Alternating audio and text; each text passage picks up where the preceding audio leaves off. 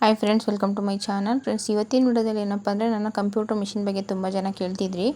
ನೀವು ದಿನಕ್ಕೆ ಎಷ್ಟು ಮಾಡ್ತೀರಾ, ಯಾವ ರೀತಿ ಮಾಡ್ತೀರಾ ಅಂತ. ಅದಕ್ಕೋಸ್ಕರ ಈ ವಿಡಿಯೋದಲ್ಲಿ ಹೇಳೋಣ ಅಂತ ವಿಡಿಯೋ ಮಾಡ್ತಿದ್ದೀನಿ. ಆಲ್ರೆಡಿ ತುಂಬ ವೀಡಿಯೋಸ್ ಇದ್ರ ಬಗ್ಗೆ ಮಾಡಿದ್ದೀನಿ, ಆದರೂ ಕೂಡ ಹೊಸ್ದಾಗಿ ಇವಾಗ ಮಿಷಿನ್ ತೊಗೊಂಡಿದ್ದೀನಿ. ಎಷ್ಟು ಮಾಡ್ಬೋದು ದಿನಕ್ಕೆ ಅಂತ ಕೇಳ್ತಿದ್ರಿ. ಮತ್ತು ಪದೇ ಪದೇ ಜೆರಿ ಥ್ರೆಡ್ ಹಾಕಿದ್ರೆ ಪದೇ ಪದೇ ಕಟ್ ಆಗ್ತಿದೆ ಅಂತ ಹೇಳಿದ್ರೆ, ಅದಕ್ಕೋಸ್ಕರ ಈ ವಿಡಿಯೋದಲ್ಲಿ ನಿಮಗೆ ತಿಳಿಸೋಣ ಅಂತ ವಿಡಿಯೋ ಮಾಡ್ತಿದ್ದೀನಿ. ನೋಡಿ, ನಾನು ಇವಾಗ ಹಾಕಿರುವಂಥದ್ದು ಈ ಥರ ಸಿಂಪಲ್ ಡಿಸೈನ್ ಆದರೆ ದಿನಕ್ಕೆ 3 ಬ್ಲೌಸ್ ಮಾಡ್ತೀನಿ.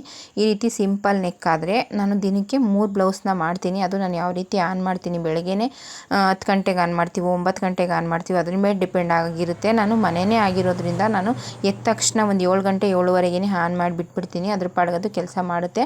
ಅದಕ್ಕೋಸ್ಕರ ನನಗೆ ಒಂದು 4 ಬ್ಲೌಸ್ ಮಾಡ್ಕೊತೀನಿ. 4 ಬ್ಲೌಸ್ ಈ ರೀತಿ ಡಿಸೈನ್ ಆದರೆ 4 ಬ್ಲೌಸ್ ಮಾಡ್ತೀನಿ. ಇಲ್ಲ ನೀವು ಅಂಗಡೀಲಿ ಕೆಲಸ ಮಾಡಬೇಕು ಅನ್ನೋಗಿದ್ರೆ 10 ಗಂಟೆಗೆ ಹೋಗಿ ಆನ್ ಮಾಡಿದ್ರು ಕೂಡ ಸಂಜೆ ಒಂದು 3 ಬ್ಲೌಸ್ ಆದರೂ ಈ ರೀತಿ ಸಿಂಪಲ್ ಡಿಸೈನ್ ಮಾಡ್ಕೋಬೋದು. ಇದಕ್ಕೆ ನಾನು ಫ್ರಂಟ್ ಟು ಬ್ಯಾಕ್ ಸೇಮ್ ಈಗ ಏನಿದೆ ಅದೇ ರೀತಿ ಡಿಸೈನ್ ಇದೆ. ಮತ್ತು ಸ್ಲೀವ್ಸಿಗೆ ಒಂದೇ ಒಂದು ಬುಟ್ಟ ಹಾಕಿದ್ದೀನಿ. ಈ ರೀತಿ ಡಿಸೈನ್ ಆದರೆ ದಿನಕ್ಕೆ ಒಂದು 3ನ ಮಾಡ್ಕೋಬೋದು. ನೀವು ಯಾವ ರೀತಿ ಆನ್ ಮಾಡ್ತೀರಾ ಮತ್ತು ದಾರ ಕಟ್ಟಾದ ತಕ್ಷಣ ಯಾವ ರೀತಿ ಅದನ್ನು ಸೆಟ್ ಮಾಡ್ತೀರಾ ಅದ್ರ ಮೇಲೆ ಡಿಪೆಂಡ್ ಆಗಿರುತ್ತೆ. ಹಿಂದಿಂದನೇ ನೀವು ನೀಟಾಗಿ ಆನ್ ಮಾಡಿಬಿಟ್ರೆ ದಿನಕ್ಕೆ ಈ ರೀತಿ ಡಿಸೈನ್ನ ಒಂದು 3ನ ಮಾಡ್ಕೋಬೋದು ನೀವು. ಮತ್ತು ಜೆರಿ ಥ್ರೆಡ್ ಹಾಕಿದ್ರೆ ಪದೇ ಪದೇ ಕಟ್ ಆಗ್ತಿದೆ ಅಂತ ಹೇಳಿದ್ರಿ. ನಾನು ಜೆರಿ ಥ್ರೆಡ್ಗೆ 9ನೇ ನಂಬರ್ವರೆಗೂ ನಾನು ಕಲರ್ ದಾರನ ಹಾಕೋತೀನಿ. ಏನಿದೆ ನಾರ್ಮಲ್ ದಾರ ಕಲರ್ ಥ್ರೆಡ್ಸ್ನ ಹಾಕೋತೀನಿ 9ನೇ ನಂಬರ್ವರೆಗೂ. 9, 10, 11, 12 ಈ ರೀತಿ 4 ನಂಬರ್ಗೆ ನಾನು 4 ಇಲ್ಲ 3 ನಂಬರ್ಗೆ ನಾನು ಜೆರಿ ಥ್ರೆಡ್ಗಳನ್ನ ಯೂಸ್ ಮಾಡ್ತೀನಿ. ನಾನು ಜೆರಿ ಥ್ರೆಡ್ ಯೂಸ್ ಮಾಡುವಂಥದ್ದಕ್ಕೆ 14ನೇ ನಂಬರ್ ಸೂಜಿನ ಹಾಕ್ತೀನಿ.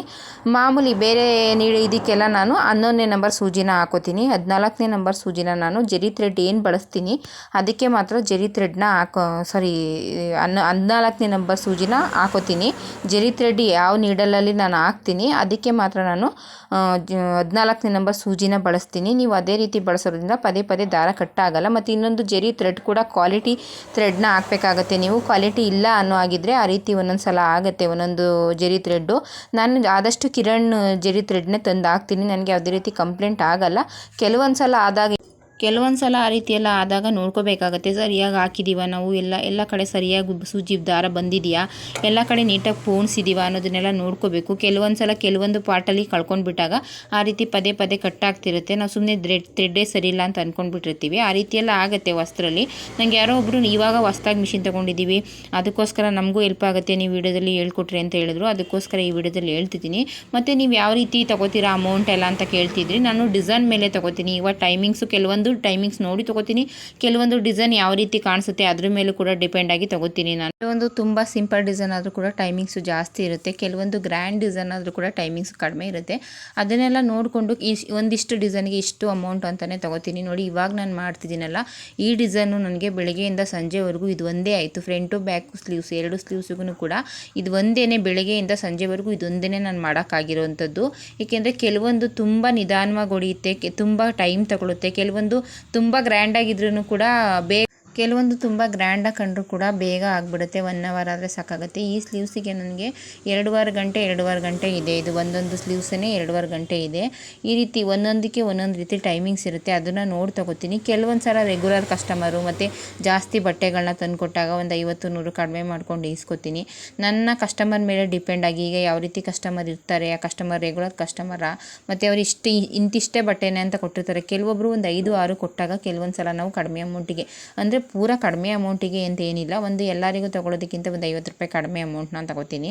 4-5 ಬ್ಲೌಸ್ಗಳನ್ನ ಕೊಟ್ಟಾಗ ಈ ರೀತಿ ಎಲ್ಲ ಮಾಡ್ಕೊಂಡು ಸ್ಟಿಚ್ ಮಾಡೋದ್ರಿಂದ ನನಗೆ ಕಸ್ಟಮರ್ ಕೂಡ ಜಾಸ್ತಿ ಆಗ್ತಿದ್ದಾರೆ ದಿನೇ ಮತ್ತು ಕೆಲಸ ಕೂಡ ತುಂಬಾ ಬರ್ತಿದೆ. ಹಾಗಾಗಿ ನಾನು ಹೇಳೋದು, ಹೊಸ್ದಾಗಿ ತೊಗೊಂಡಿದ್ದೀವಿ ಅಂದರೆ ಕಸ್ಟಮರ್ ಬರೋವರೆಗೂ ನಾವು ಕೂಡ ಸ್ವಲ್ಪ ಅವರಿಗೆ ಎಷ್ಟಾಗೋ ರೀತಿ ಚೆನ್ನಾಗಿ ಮಾಡಿಕೊಡ್ಬೇಕು. ಹಾಗಂತ ನಾವು ಪೂರ ಕಡಿಮೆ ಅಮೌಂಟ್ ತೊಗೊಳ್ಳಿ ಅಂತ ಹೇಳಲ್ಲ. ಸ್ವಲ್ಪ ಒಂದಿಷ್ಟು ಕಡಿಮೆ, ಈಗ ಬೇರೆ ಕಡೆ ನಡೆಯೋದಕ್ಕಿಂತ ಒಂದಿಷ್ಟು ಕಡಿಮೆ ಅಂತ ತೊಗೊಳ್ಳಿ. ಮತ್ತು 4-5 ಬ್ಲೌಸ್ಗಳನ್ನ ಕೊಟ್ಟಾಗ ಅವರಿಗೂ ಅಷ್ಟೇ, ಈಗ 5-6 ಬ್ಲೌಸ್ಗಳನ್ನ ವರ್ಕಿಗೆ ಅಂತ ಕೊಟ್ಟಾಗ ನಾವು ಯಾವ ರೀತಿ ಎಲ್ಲ ಸ್ವಲ್ಪ ಕಡಿಮೆ ಅಮೌಂಟಿಗೆ, ಎಲ್ಲದಕ್ಕಿಂತ ಇವಾಗ ಒಂದು 800 ರೂಪಾಯಿ ತೊಗೊಳೋದಕ್ಕೆ ಒಂದು 750 ಈ ರೀತಿ ತೊಗೊಂಡು ನಾವು ಸ್ಟಿಚ್ ಮಾಡಿಕೊಡ್ಬೇಕಾಗತ್ತೆ. ನನಗೊಬ್ಬರು ಕಮೆಂಟ್ ಮಾಡಿದರು, ನೀವು ಈ ರೀತಿ ಕ್ಯಾನ್ವಾಸ್ ಹಾಕಿ ಸ್ಟಿಚ್ ಮಾಡೋದಕ್ಕೆಲ್ಲ ಎಷ್ಟು ತೊಗೋತೀರಾ ಅಂತ. ನಾನು 400-450 ತೊಗೋತೀನಿ. ನೋಡಿ, ಇವಾಗ ಏನು ಡಿಸೈನ್ ತೋರಿಸ್ತೀನಿ ಇದಕ್ಕೆ ಕ್ಯಾನ್ವಾಸ್ ಹಾಕಿ boat neck, back boat neck, front normal ಮತ್ತು ಸ್ಲೀವ್ಸಿಗೆ ಐ ಬಫ್ ಕೂಡ ಸ್ಟಿಚ್ ಮಾಡಿದ್ದೀನಿ. ಸ್ಲೀವ್ಸನ್ನ ಇದಕ್ಕೆ ನಾನು 400 ತೊಗೋತೀನಿ. ಸೀರೆ ಫಾಲು ಲೈನಿಂಗ್ ಎಲ್ಲ ಹಾಕಿ 400ನ ನಾನು ತೊಗೋತೀನಿ. ಈ ಬ್ಲೌಸಿಗೆ ನಾನು 400 ರೂಪಾಯಿ ತೊಗೋತೀನಿ. ಆದಷ್ಟು ನನಗೆ ಯಾರೋ ಇನ್ನೊಬ್ಬರು ಕಮೆಂಟ್ ಮಾಡಿದರು, ನೀವು ವರ್ಕಿಗೆ ಬೇರೆ ಸ್ಟಿಚಿಂಗಿಗೆ ಬೇರೆ ಸಪ್ರೇಟ್ ಅಮೌಂಟ್ ಹೇಳಿ ಅಂತ. ನನಗೆ ಬರುವಂಥ ಕಸ್ಟಮರ್ ಎಲ್ಲ ನೀವೇ ವರ್ಕ್ ಮಾಡಿ ಸ್ಟಿಚ್ ಮಾಡಿಕೊಡಿ ಅಂತ ಹೇಳ್ತಾರೆ.